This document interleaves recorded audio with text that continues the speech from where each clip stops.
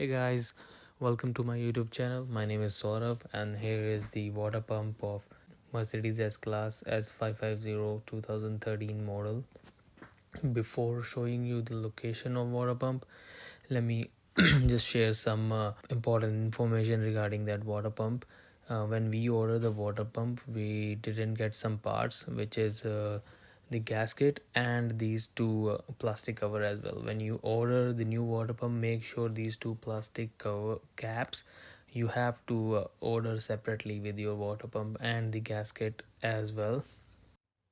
If these two plastic caps is not in the new water pump and you installed it, these two plastic caps are cause leakage, which is ruin your whole work of replacing a water pump.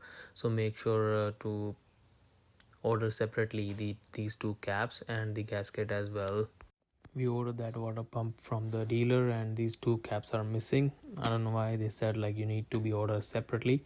Anyway, that's the location of the water pump. You see that black pulley. Drain the or coolant and remove all the lines. You have to remove the radiator fan as well. You have to remove that idle pulley top of the engine.